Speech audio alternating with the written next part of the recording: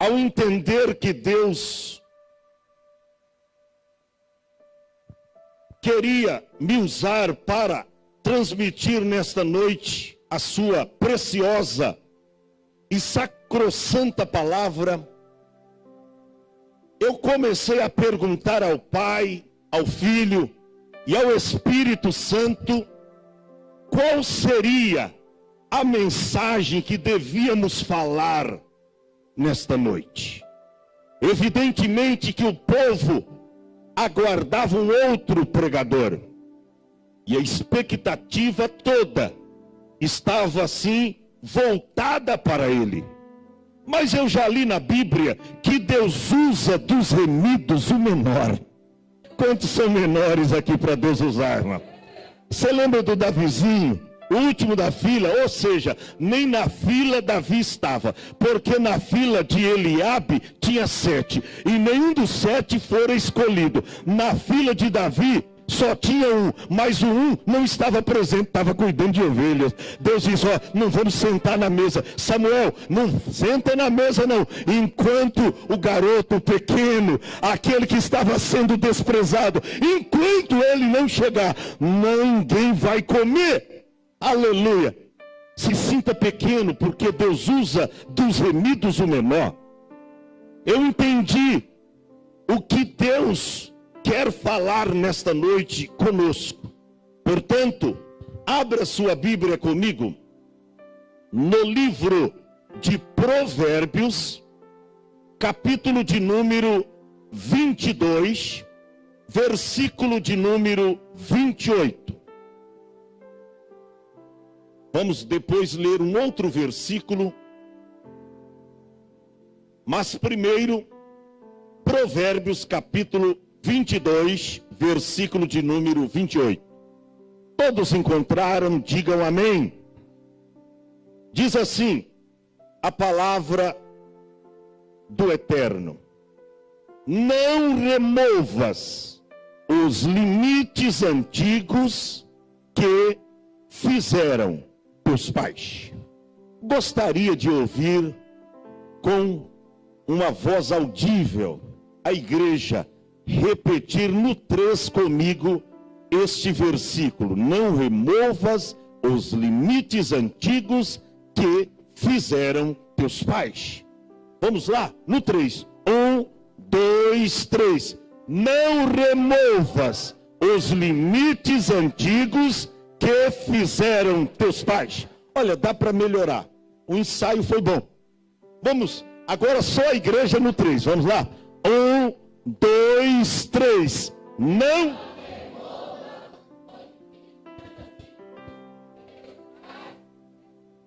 Amém? Um outro versículo está também no livro de Provérbios. É só você virar a página assim, ó. Capítulo de número 24, versículo de número 21.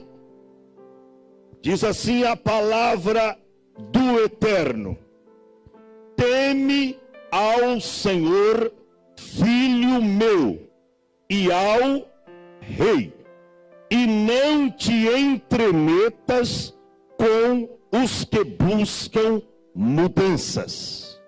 Diga amém. Repita assim após mim: teme ao Senhor, filho meu, e ao rei, e não te entremetas com os que buscam mudanças. Curve a sua cabeça agora. Querido e eterno Deus, depois de termos lido 2 versículos na tua sacrossanta palavra, aonde nós vamos decorrer aqui alguns minutos, falando e pregando da sua palavra, do teu amor eterno e daquilo que o Senhor tem para nós nesta noite. Eu espero que o Senhor venha trabalhar conosco aqui nesta tribuna, e que o Senhor venha falar não aquilo que as pessoas querem ouvir, mas aquilo que elas precisam ouvir. Usa os meus lábios, o meu intelecto. Usa, Senhor, a minha voz para alcançar todos os corações aqui presentes. e que a tua glória esteja conosco aqui nesta tribuna, mas nos quatro cantos desse santuário, em nome de Jesus. Diga amém. Escute bem isto, amados irmãos. Estamos vivendo, sem sombra de dúvidas, a época das mudanças. Escute bem isto. Estamos vivendo, sem sombra de dúvidas, a época das mudanças. Disse um expert no assunto, isso já foi publicado em um dos jornais de maior circulação do nosso país, que nesta última década que nós estamos vivendo, ou seja, de 2007 a 2017, estamos nos primeiros meses de 2018, aconteceram tantas mudanças no mundo que conseguiram superar os últimos 100 anos. Escute bem isso. Ele diz o seguinte, que aconteceram mais mudanças nesses últimos 10 anos do que nos últimos 100 anos. E isto, amados irmãos, é puramente a verdade. Escute bem isto. Hoje, quando você olha para o mundo em que nós estamos vivendo, você vai ver mudança de ordem econômica, mudança de ordem social, mudança de ordem política e até mudança de ordem espiritual. Escute bem isso. Em todos os segmentos que você observa, estão acontecendo mudanças. Por exemplo, uma das mudanças que marcaram esses últimos 10 anos foi o avanço tecnológico. Ora, se eu tivesse que pregar aqui há 10 anos atrás, eu faria um sacrifício muito maior do que eu estou fazendo aqui nessa noite. Por quê? Porque hoje nós contamos aqui com excelentes equipamentos de som, um excelente microfone está em minhas mãos. Hoje os nossos músicos, eles têm em suas mãos instrumentos de última geração, o que valoriza mais a nossa música. Hoje, preste atenção, as nossas grandes igrejas do Brasil já conta com um sistema sofisticado de computadores, o que ajuda na administração da igreja. O que é isso, pastor Adão? É mudanças. Mas escute bem isso. Embora eu vejo que muitas mudanças estão beneficiando a igreja da atualidade. Quando eu uso a Bíblia, o telescópio divino, eu olho para a igreja da atualidade e eu vejo uma igreja completamente carente. Que isso, pastor Adão? O senhor acabou de nos falar, o senhor acabou de nos dizer que esse avanço tecnológico, ele beneficia a igreja da atualidade. Agora o Senhor vem nos falar que quando o senhor olha para a igreja da atualidade, o senhor vê uma igreja completamente carente. É exatamente isto que eu estou falando. Irmão, quando eu digo carente, eu vejo uma igreja desprovida da ação do Espírito Santo de Deus. Quando eu digo uma igreja carente, eu estou falando no tocante à realização da obra de Deus aqui na terra. Escute bem isso.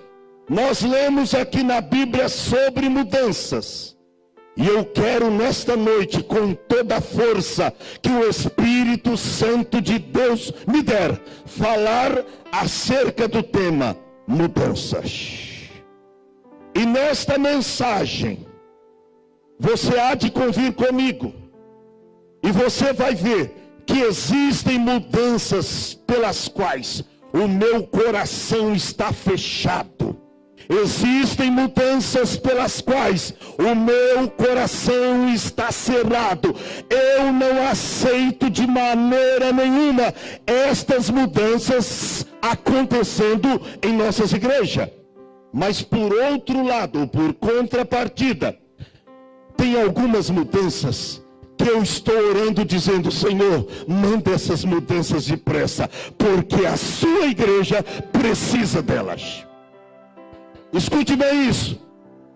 Eu quero vos falar sobre 3 mudanças pelas quais eu não aceito de jeito nenhum.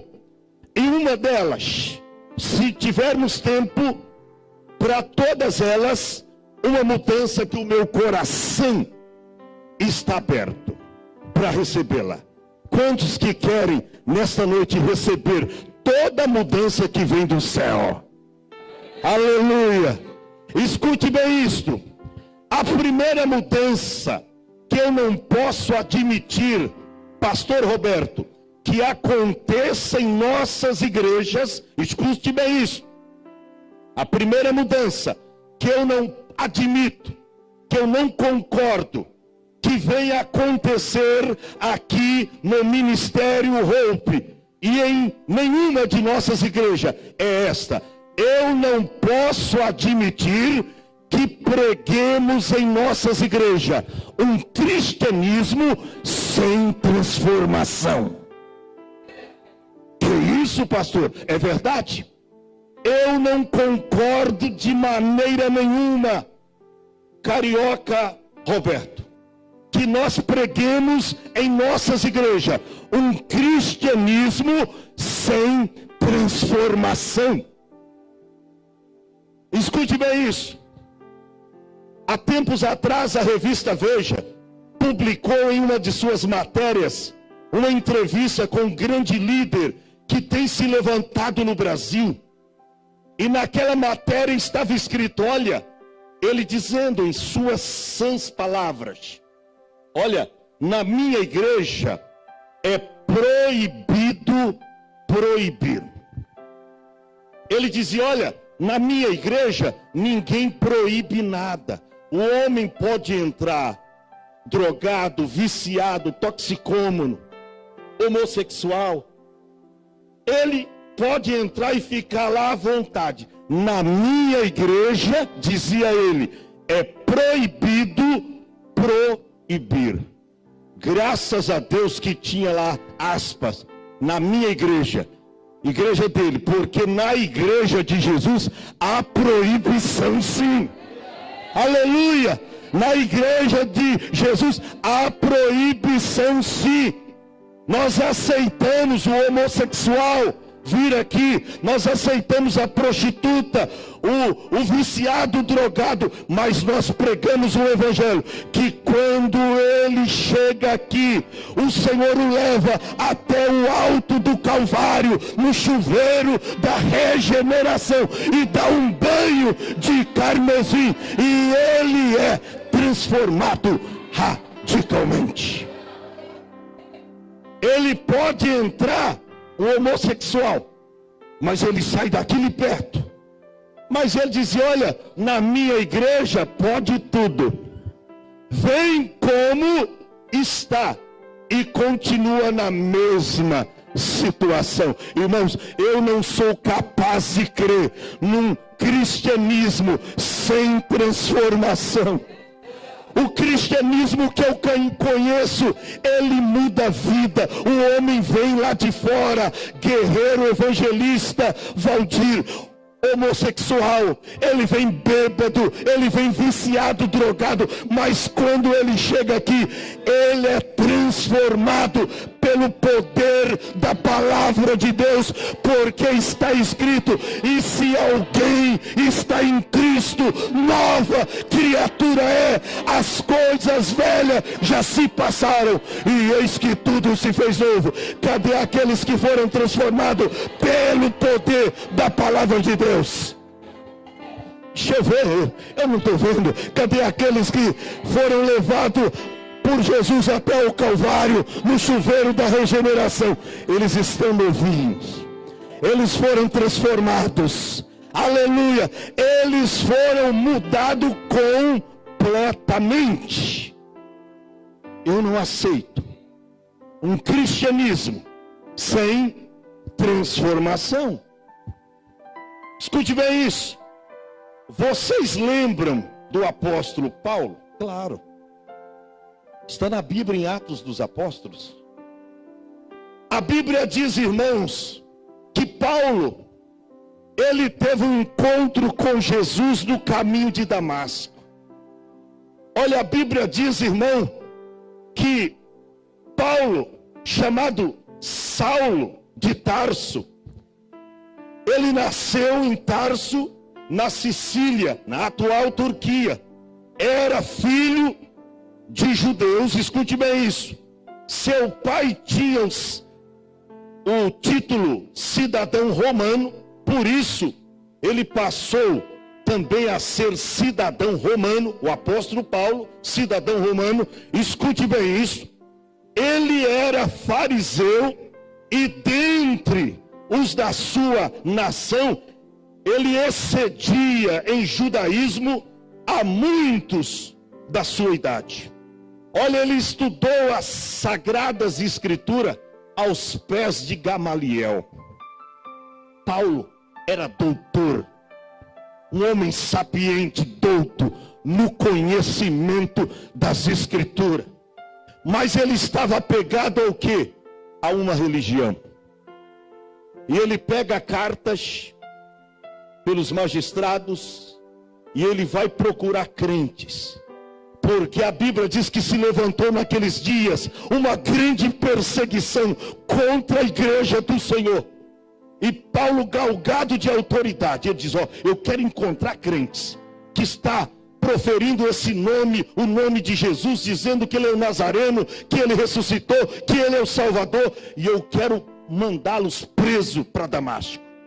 Mas a Bíblia diz que no caminho de Damasco, aleluia, ele que estava em uma cavalgada, no seu cavalo, a Bíblia diz que ao meio-dia, irmão, uma luz resplandeceu do céu, aleluia, e veio sobre ele, ele caiu do cavalo, e ali, aquele homem que era perseguidor, aleluia, da igreja, a Bíblia diz, irmão, que ele, naquele momento, teve um encontro com Jesus. E quando o Senhor Jesus diz, Paulo, Paulo, por que me persegues? Duro é para ti recalcitrar contra os aguilhões. Aí ele diz, Senhor, mas quem és tu? Ele diz, eu sou Jesus a quem tu persegues. Ah, Senhor, mas o que é que eu tenho que fazer? Deus deu para ele todas as diretrizes. Ele vai até a casa de um homem. Vai lá. Vai lá. E ele vai. De repente, irmãos, Deus fala com um homem chamado Ananias, para ir impor as mãos sobre ele. Eu disse, o que, Senhor? Eu não quero nem ver a cara desse camarada. Aqui ele tem poder de todas as autoridades para levar crentes presos. Eu não vou. Não, pode ir. Sabe por quê? Porque eu já mudei o coração dele. Aleluia, vai, porque esse é para mim um vaso escolhido para levar o meu nome aos reis e aos gentios da terra. E eu lhe mostrarei o quanto deve sofrer por causa do meu nome. Paulo teve a sua vida mudada. É este o evangelho que eu acredito. Esse é o cristianismo que eu creio. Olha para cá. Que tipo de evangelho que você tem abraçado? Que tipo de cristianismo que você tem professado? Um cristianismo que não transforma vidas. Um cristianismo que não nos traz transformação. Eu não acredito nisso. Escute bem. Eu me lembro que no ano de 84, nós fomos enviados a uma pequena cidade interiorana por nome de Baguaçu. Que nome lindo para uma cidade, né, irmão? Nome de porco. E ainda espinho. Que nome bonito, né? Baguaçu. O que tinha em Baguaçu? Tinha poucas casas, não tinha energia elétrica. E a gente foi, guerreiro Walter, para fundar uma igreja ali. Fomos para estabelecer um trabalho de Deus naquela pequena cidade. Um lugar carola, difícil. Mas escute bem isso, eu me lembro que quando nós chegamos ali, começamos a pregar a palavra de Deus. E logo o inimigo começou a se levantar contra. E de repente uma irmã, por nome Elza, aceitou Jesus como Salvador. E era uma das poucas que estava firme nos caminhos do Senhor. Todavia, o esposo dessa irmã era feiticeiro. Era o que mesmo? Feiticeiro. Escute bem isso. E ela vinha aos cultos escondida. Por quê? Porque o esposo, ele trabalhava à noite. E ele trabalhava na usina açucareira Guarani.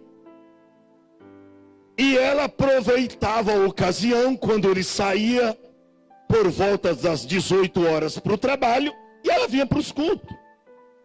Mas um dia esse homem descobriu que a esposa dele, escute bem isso, a Elza, tinha aceitado Jesus como Salvador na Assembleia de Deus. Para quê? Quando ele descobriu, ele proibiu a irmã de ir aos cultos. E eu fiquei muito preocupado porque a irmã Elza, nova convertida, os irmãos sabem o amor, o apego do novo convertido, não perde culto. Passou um culto, a irmã Elza não veio, 2, 3, uma semana e nada.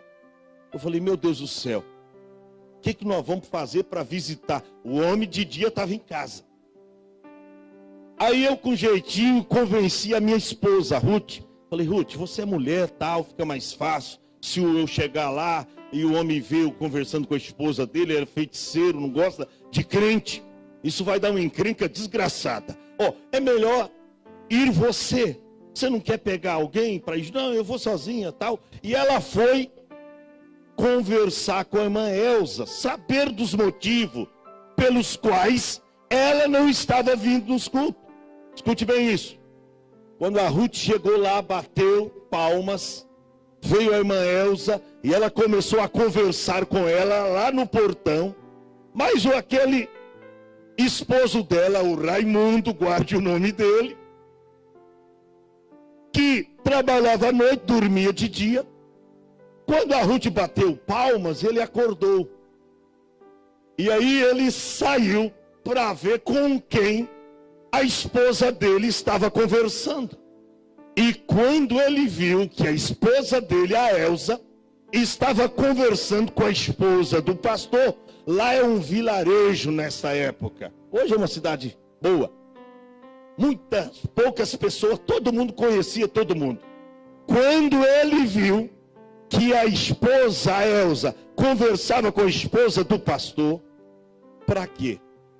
Esse homem entrou dentro de casa depressa e pegou, irmão, um pedaço de pau e veio com tudo correndo em direção à minha esposa para jogar aquele pau nela, para bater nela. E quando a minha esposa viu isso, ela correu. E o homem atrás. Ele correu uma certa distância e parou. E eu me lembro que eu estava em casa e de repente alguém já entra dentro de casa, bate a porta. E quando eu vi a esposa, a Ruth, toda amarela, não conseguia nem falar direito. Falei, fala o que está acontecendo. Ele disse, nunca mais me mandem lá. Porque se eu não paro ela, eu estaria correndo até hoje.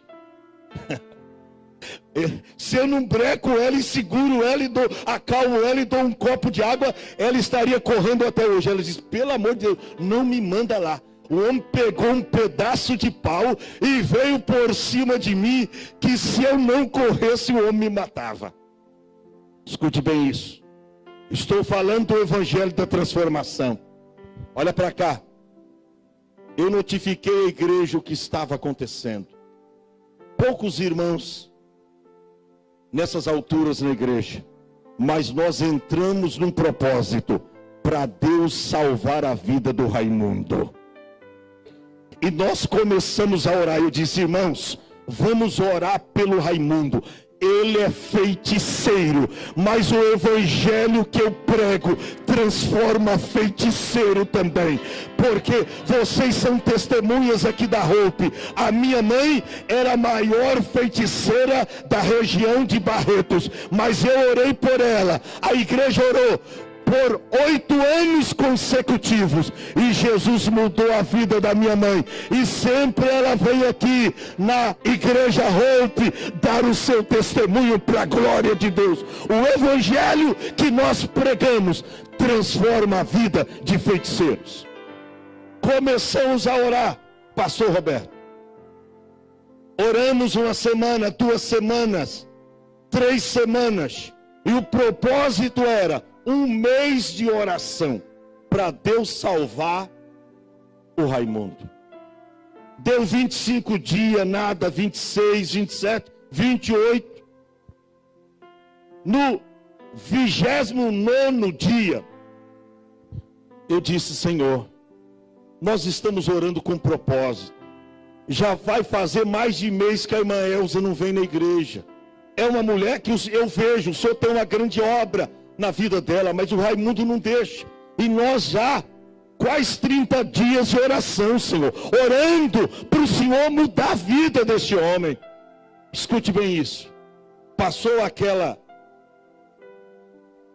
tarde, no 30º dia, a Bíblia, ela cumpre que a oração de um justo tem um poder extraordinário.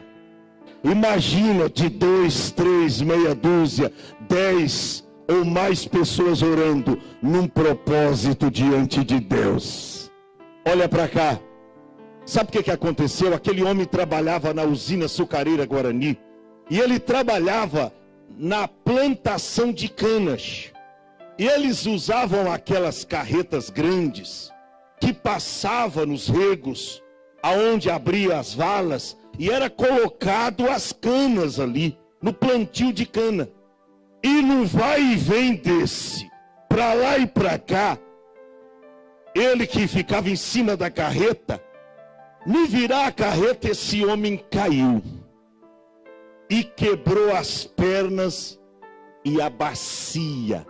E ele foi diretamente para o hospital desenganado e veio de lá em cima de uma cadeira de rodas.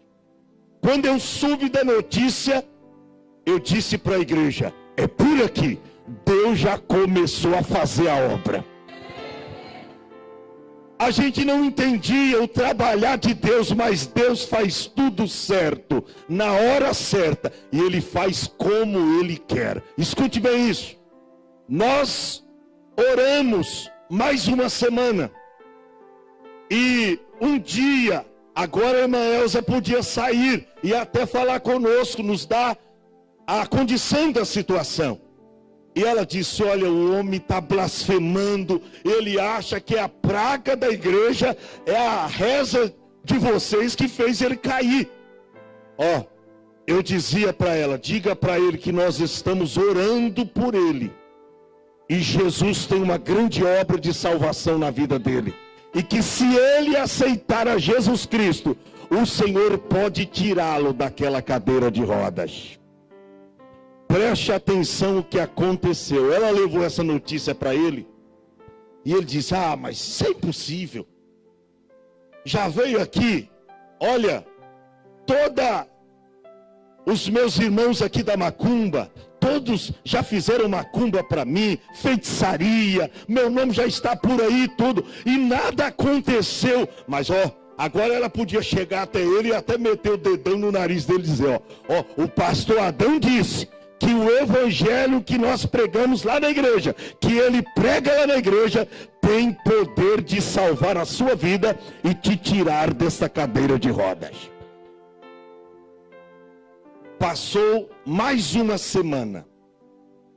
A irmã Elza veio nos procurar e disse: ele diz que não quer ser crente, mas ele recebe o senhor lá só para aceitar uma oração. Eu disse: opa, Jesus já está fazendo a obra. Reuni mais alguns irmãos, fomos à casa do Raimundo. Escute bem isso. Quando nós chegamos lá, eu abri a Bíblia. Eu me lembro, li no Salmo 37, verso 5, que diz: entrega o teu caminho ao Senhor, confia nele e ele tudo fará. E eu disse: olha, podemos orar pela tua vida? Ele disse: pode. Mas ele diz: olha, pastor, antes de orar, deixa eu dar as condições. Eu não estou dizendo que, aceitando essa oração, que eu quero o teu Jesus, porque eu já tenho meu pai de guia. Eu não preciso do teu Jesus. Mas se o senhor quiser fazer a oração, tanto faz, pode fazer. Mas eu não quero ser crente, tá? Eu disse: não, nós vamos orar. E nós invocamos a Deus em favor do Raimundo, oramos por ele, escute bem isso. E fomos embora para casa. E eu esperava que Deus desse ali uma resposta imediata. E eu não vi ele esboçar nenhum ânimo, o corpo todo desfalecido. Eu disse: Jesus, eu não estou entendendo, o Senhor permitiu a gente vir até aqui, mas... E fiquei na oração. Oramos aquela noite, preste atenção, era um dia de sábado, quando nós fomos lá orar. Oramos, veio ao domingo, preste atenção. Quando nós estávamos lá em oração, eu lembro, era um salão pequeno. Quando eu levantei assim e olhei para o rumo da porta, bem lá na esquina, eu falei: mas será que é verdade o que eu estou vendo? Será que é verdade o que eu estou vendo? Eu vi a irmã Elza empurrando a cadeira de rodas e eu digo: essa direção é da igreja, ela está vindo em direção à igreja. Ah, irmão, não deu outra. De repente eu vi o diácono lá da porta, o irmão porteiro, descendo, ajudando a levantar aquela cadeira de rodas. Escute bem o que aconteceu. Naquele momento a irmã Elza me procurou, antes da gente começar o culto, e disse: pastor, eu gostaria de contar algo que aconteceu. Deus falou com o Raimundo em sonhos. Eu disse: o quê? Deus falou com o Raimundo em sonho. E olha, ele sonhou que estava no quarto e que um homem de vestes brancas, ele não conseguia ver o rosto, tocou sobre o corpo dele, mas soava uma alta voz no quarto: eu sou Jesus. Eu sou Jesus. Eu sou Jesus. E eu quero mudar a sua vida. E foi embora. E esse homem de lá para cá, pastor, ele não para de chorar, me dizendo que quer vir à igreja, porque ele quer ter um encontro com Jesus. Irmão, escute bem o que aconteceu. Naquele momento, antes de começar o culto, eu reuni os irmãos, fomos até aquela cadeira de rodas, reunimos em volta do irmão Raimundo e começamos a orar, uma oração forte, e começamos a proferir as palavras do Evangelho que transforma a vida. Sabe o que aconteceu?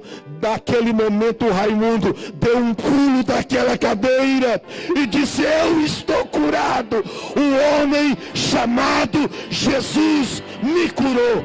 Ele aceitou Jesus como seu único e suficiente Salvador. Naquela noite, Marquinho, não deu para ter culto. Tamanha era a glória de Deus naquele lugar. Sabe o que aconteceu com o Raimundo? Se tornou porteiro e diácono da Assembleia de Deus. Toda a família dele aceitou Jesus como Salvador. E antes que na casa dele era um ponto de feitiçaria, fazia reuniões de magia negra e de feiticismo, se tornou, irmão, um lugar de culto no lar, e muitas almas foram salvas por Cristo. Quantos podem glorificar a Deus? Este é o evangelho que nós pregamos. Escute bem isso. Eu não posso admitir que preguemos em nossas igrejas, Antônio, um cristianismo sem transformação. Sabe por quê? Porque eu fui transformado por esse evangelho. Eu era um perdido, um jovem, na minha adolescência, entregado aos vícios. Mas um dia Jesus encontrou comigo e transformou a minha vida. Eu aprendi a pregar esse evangelho que transforma vidas. Eu não posso admitir que nós preguemos em nossas igrejas um cristianismo sem transformação. Essa é a primeira mudança que eu não aceito. Deixa eu falar a segunda e a terceira rapidamente. A segunda mudança que eu não aceito, que preguemos em nossas igrejas. A primeira, eu não aceito, eu não admito que preguemos em nossas igrejas um cristianismo sem transformação. Essa é a primeira mudança. A segunda, escute bem isso. Eu não admito também que preguemos em nossas igrejas um cristianismo sem o poder do sangue de Jesus Cristo. Olha para cá. Assim como eu não sou capaz de aceitar que preguemos em nossas igrejas um cristianismo sem transformação, eu também não sou capaz de aceitar que preguemos em nossas igrejas um cristianismo sem o poder do sangue de Jesus Cristo. Escute bem isso. Estão dizendo por aí, muitas igrejas estão pregando por aí, que a mensagem do sangue de Jesus Cristo é uma mensagem muito primitivista. Eles dizem, olha, ao invés da gente ficar falando do sangue de Jesus, vamos falar do evangelho da prosperidade, do triunfalismo cristão, aonde o pregador oferece algumas vantagens para a pessoa aceitarem a Jesus. Eles dizem, olha, vem como você está, vem sem casa e Jesus vai te dar uma casa, um teto. Ó, se você não tem carro para sair com a sua família nos finais de semana, Jesus vai te dar um carro. Ó, entra com 100 que você terá 200. Entra com 500 que você terá 1000. E o pecador vem, mas não nas condições da Bíblia, não nas condições de Jesus. Ele vem nas condições do pregador. Eu não posso admitir que preguemos em nossas igrejas um cristianismo sem o poder do sangue de Jesus Cristo. Olha para cá. Hoje, quando você estuda a história das religiões, você vai ver que todas elas nasceram sobre um fundamento e estão firmados nele até hoje. Por exemplo, os testemunhas de Jeová pregam a salvação pela sociedade Torre de Vigia. O catolicismo prega a salvação pelas obras. O espiritismo prega a salvação pela reencarnação. O hinduísmo prega a salvação pelo alto flagelo. Eles começaram pregando assim e pregam assim até hoje. Catolicismo pelas obras, testemunho de Jeová pela sociedade Torre de Vigia, budismo pela alta negação, o hinduísmo pelo alto flagelo. Mas nós da Assembleia de Deus pregamos a salvação pelo poder do sangue de Jesus Cristo. É só o sangue de Jesus Cristo que pode salvar o homem.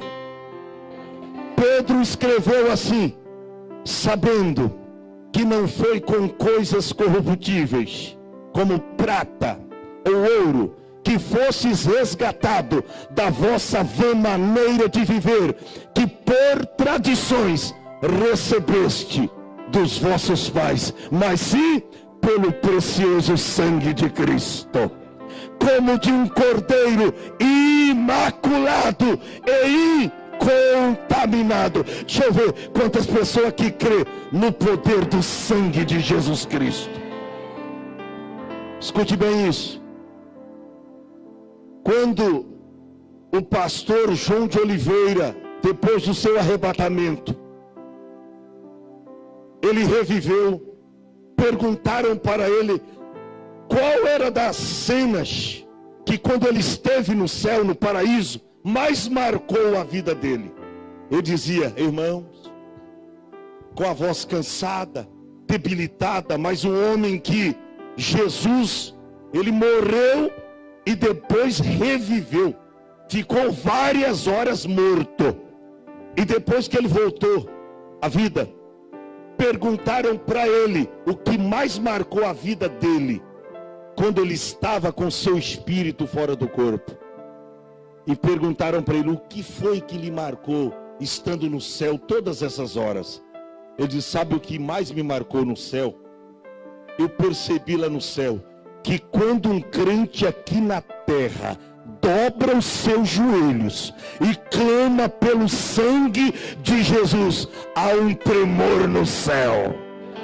Aleluia, há um tremor no céu. Jesus Cristo não suporta, ele levanta depressa do seu trono, olha para esse crente lá de cima, aqui na baixo, e ele manda a resposta que ele está precisando. Levante a sua mão aí, se você crê no poder do sangue de Jesus Cristo, ele pode fazer algo extraordinário na sua vida.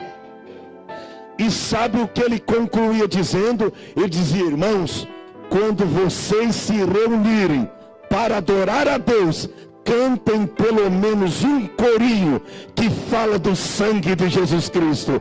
O sangue de Jesus Cristo tem poder para fazer milagres e maravilha. Olha para cá, talvez aqui existem mães que têm chorado pelos seus filhos que estão desviados.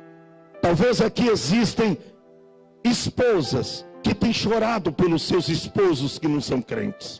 Talvez aqui existem pais que têm chorado pelas suas filhas que se desviaram dos caminhos do Senhor. Mas eu quero que você creia no poder do sangue de Jesus Cristo, porque se você crer, Jesus vai trazer o seu filho, Jesus vai salvar o seu marido, Jesus vai trazer a sua filha de volta. Eu creio no poder do sangue de Jesus Cristo.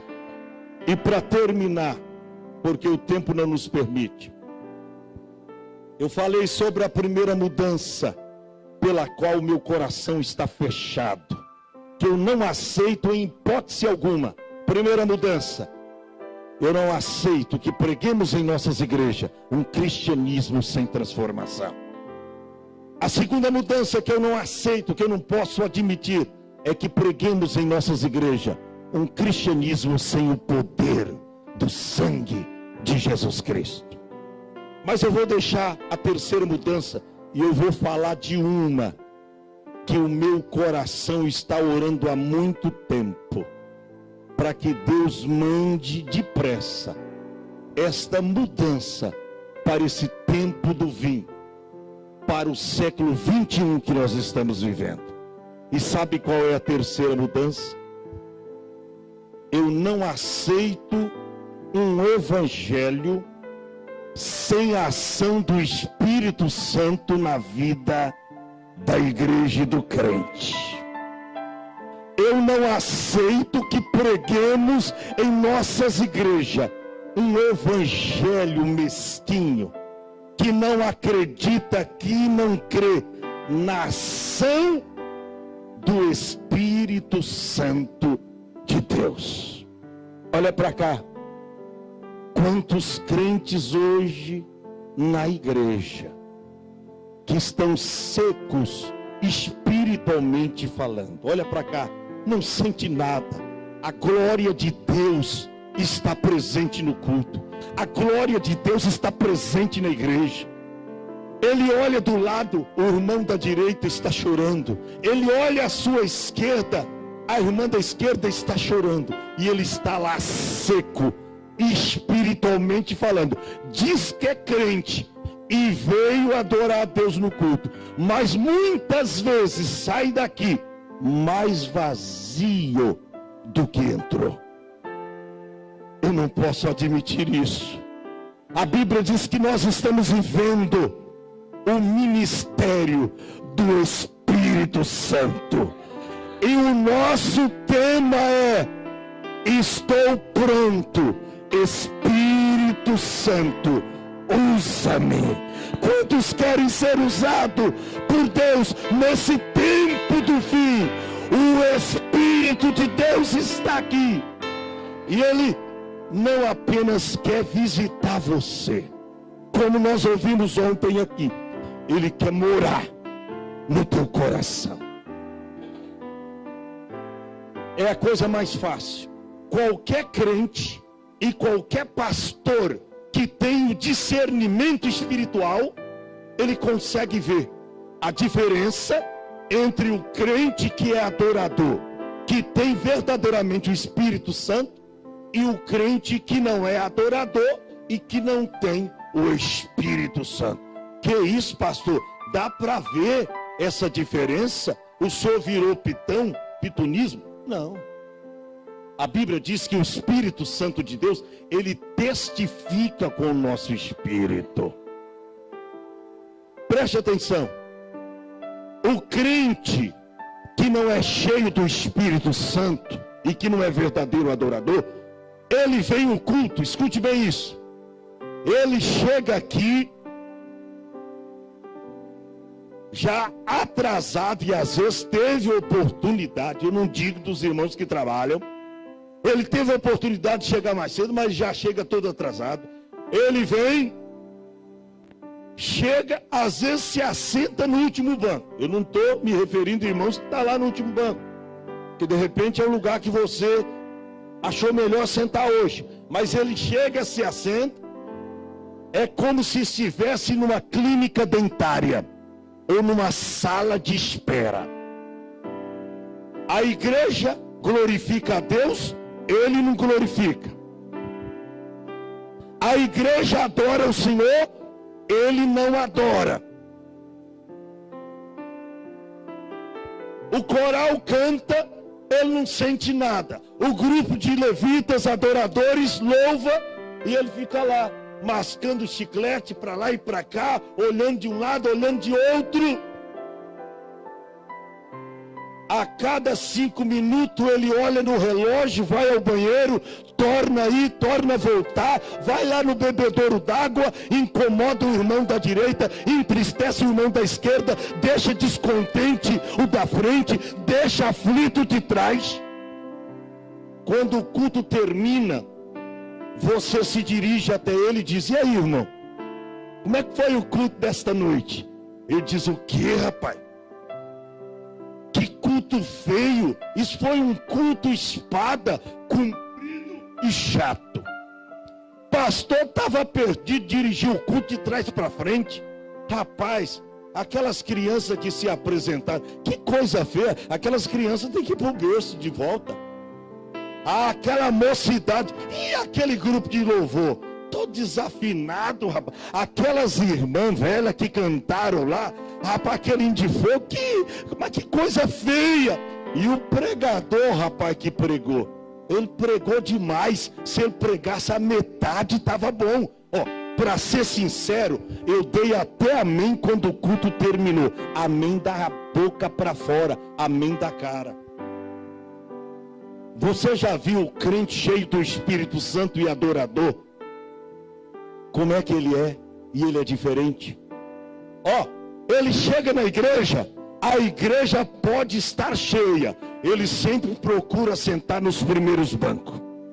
Ele chega na igreja, a primeira coisa que ele faz é dobrar o seu joelho e falar com Jesus. Quando o pastor inicia o culto e começa a cantar os hinos da harpa, ele começa a salmodiar e adorar a Deus. Quando a mocidade canta, ele começa a glorificar a Deus, irmão. Quando o grupo de levitas adoradores começam a adorar a Deus, ele se empolga, ele vem para frente e começa a bater palma, e ele começa a se levantar do seu lugar. Ele está cheio da glória de Deus. Alguém pode dizer: ah, é um menino. Ah, eu gostaria que a gente tivesse aqui muitos meninos desse, cheios do Espírito Santo, do que alguns vazios que só vivem na murmuração. O pastor prega, ele intercede, a irmã canta, ele fica lá adorando a Deus. O culto termina, escute bem isso. Você se dirige a ele e diz: e aí, irmão, como é que foi o culto? Ele diz: o quê? E as lágrimas começam a descer na sua face. Ele diz: o quê? Esse culto foi extraordinário, estupendo, impactante. Rapaz, aquele coral, coisa linda, quando cantava, a minha alma passeava no jardim de Deus. Aquela mocidade, então aquele grupo de adoradores, quando eles adoravam a Deus, olha, eu sentia fortemente a presença de Deus. Aí ele chora um pouco mais e diz: olha, e aquele pastor, quando pregava, eu sentia que Jesus ia arrebatar a igreja naquele momento, e ele dispara falando em línguas estranhas e te abraça. Ele diz: irmão, resumindo, o culto desta noite foi maravilhoso. Foi maravilhoso. E ele diz: irmão, culto como este eu quero ter todos os dias na minha vida. E ele vai para casa com o rosto banhado em lágrimas, crente cheio do Espírito Santo.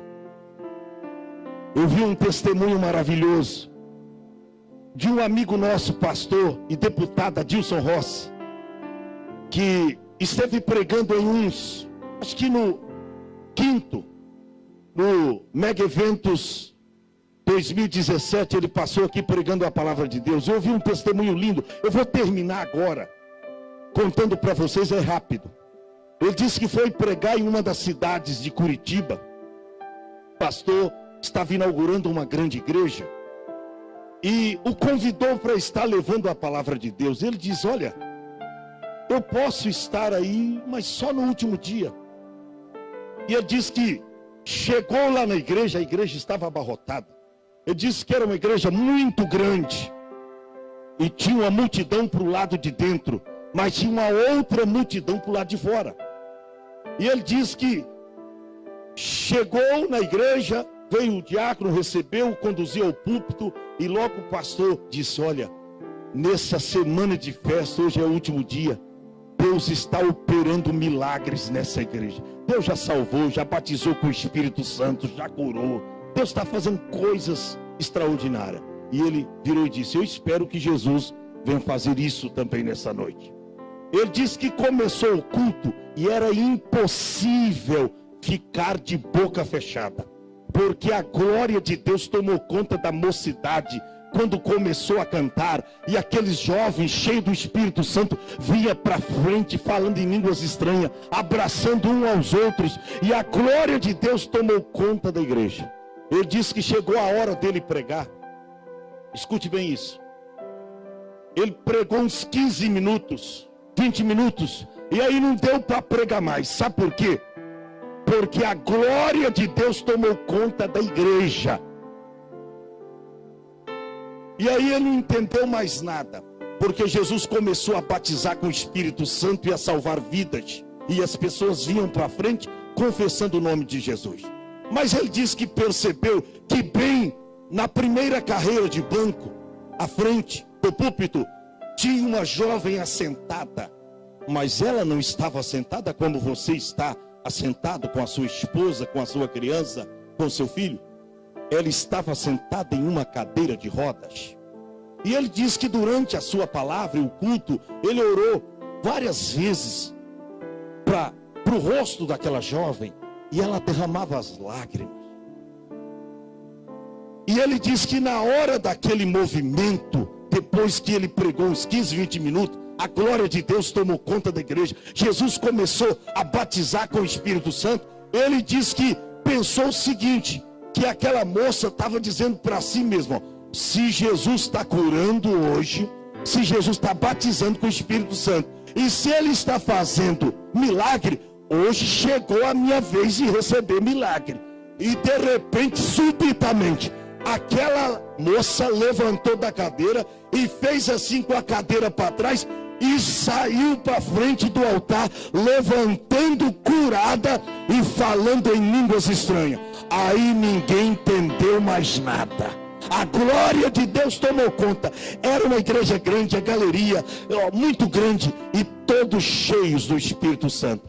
Tinha gente lá do lado de fora que foi batizados com o Espírito Santo. Mas escute bem o que aconteceu. Nesse momento de glória, de unção e de poder, de repente, parou em frente à igreja um fusquinha com 2 policiais. Escute bem isso. E aí, isso diz o diácono para ele depois. Escute bem isso. Os 2 desceram depressa e ficaram olhando para frente, para a sacada ou fachada do templo. Um olhava de um lado, outro olhava de outro assim, preocupado tal. E o diácono ali olhando aquela cena, e eles corriam para lá, para cá. Os 2 policiais correndo de um lado, olhando para a sacada do templo. Aí o diácono, curioso, foi se aproximando daqueles 2 policiais e perguntou para um deles, mas o que é que está acontecendo? Os senhores estão aí olhando, o que está acontecendo, tal? Ele diz, o que está acontecendo? Você não vai acreditar. Ele diz, não, mas o que está acontecendo, tal? Nós estamos num culto aqui de adoração a Deus, é uma semana de festa, inauguração do grande templo, tal. Ele diz, ó, o que aconteceu? Você não vai acreditar. Eu e o meu companheiro estava lá no posto policial, que fica lá em cima. Ficava num lugar, num aclive, lá de cima, aonde dava para ver a igreja lá embaixo.